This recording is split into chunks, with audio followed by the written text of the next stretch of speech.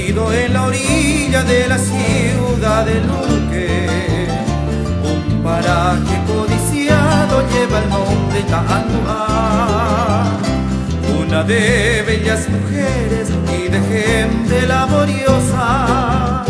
Cual jardín es muy hermoso, donde de gente Manduá. De ti distante siempre te añoro, este homenaje va para ti, porque el florido es cual tesoro y Taanguá hoy te canto a ti. Tus montecillos están formados de azucena y Curupuyá, y tu arroyo está rodeado de inigualable Cuarajá.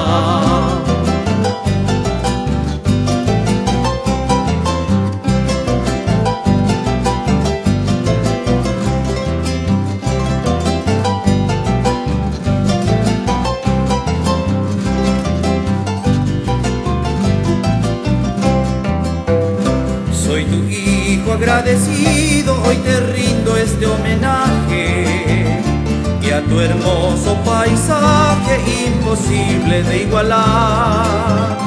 Para ti quiero dejar este lírico mensaje, recordando aquel pasaje, hoy te nombro en mi cantar.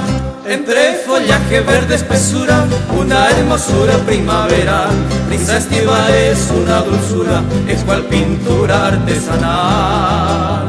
En la distancia fuiste consuelo de mi desvelos en Manduá, regresaré bajo ese tu cielo, siempre te añoro y Taanguá.